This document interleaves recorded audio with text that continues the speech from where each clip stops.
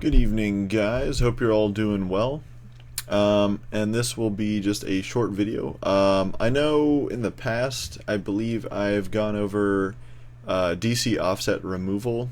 I believe I have. But just to sort of give you some other tips and tricks on how to deal with DC offset and what it kind of looks like. So to begin with, we're going to actually render a basic kick pattern here, but we're going to render it with some DC offset in it on purpose. So we're going to go to our normalizer, put it up DC.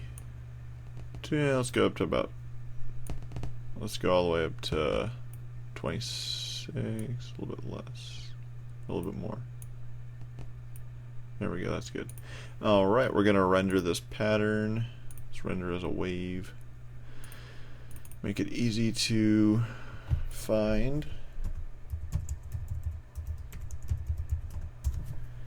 And we're just going to do it as 16-bit. There's no reason in doing anything more. And let's take this off. And finally, let's open it up. And so you can see here, we have our sound file open. You can see here that the kick is closer to the top than it is to the bottom. So what that indicates is that there is DC offset. Basically, DC offset is your computer reading that there's a signal going through, and the signal doesn't actually have a frequency. And I'll explain in a minute what I mean by that. But one quick way to get rid of this, simply open up the channel settings and click remove DC offset. And FL Studio will actually take the entire song. They'll find the average, the distance between DC offset above and below, and by doing remove DC offset, it'll actually take the average of that and move it towards the middle. It's not exactly precise. In this case, it is precise, but say you have a whole mix, it'll be a little bit less precise than doing it the way I'm about to show you. But it'll still, do kind of a rough job of it. So let's open it up and let's play. So you can see right here,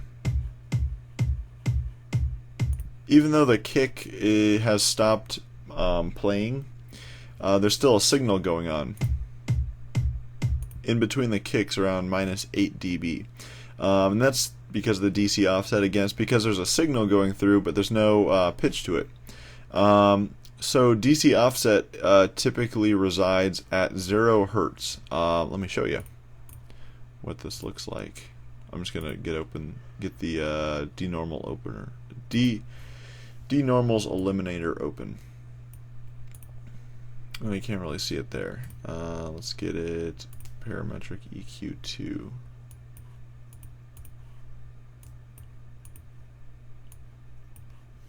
Oh, that's why. So you can see here on the parametric EQ, there's this little bitty red part right here. That right there is DC offset. One very simple way that many people aren't aware of to remove DC offset is you can simply add a high pass filter. Turn it down here. Let's make it really steep, and let's turn the bandwidth up. So as you can see, there's no more DC offset, and if you look on the graph here, there's actually no signal going through. You turn off the EQ, there is. So that's in essence a very easy and basic way to get rid of any DC offset, just by high passing. This will also work on any rendered files you have, so let me turn the normalizer off here. And just to show you, it doesn't, there's no more DC offset being played in real time. Now let's play the loop.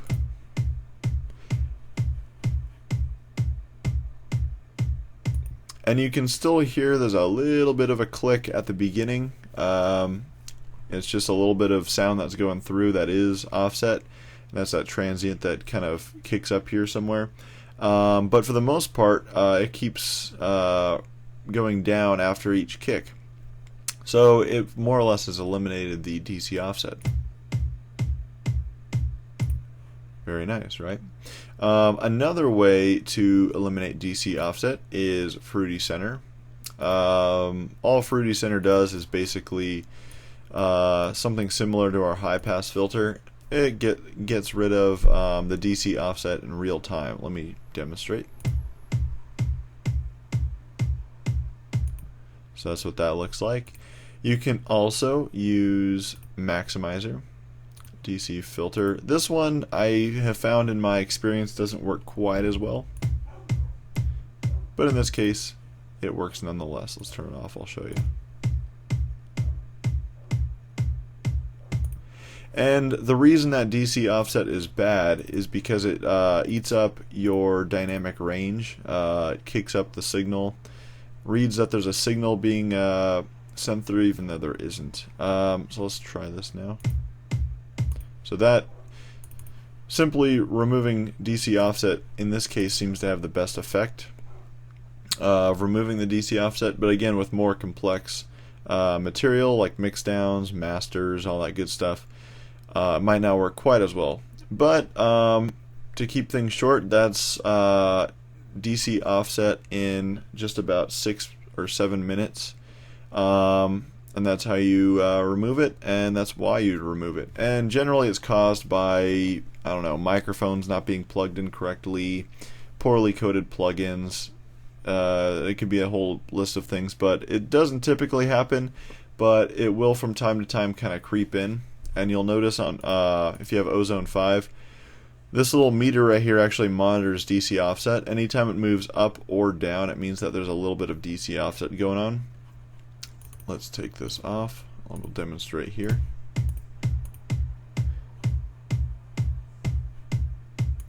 And then if let's do this. And then if we remove the DC offset with Fruity Center,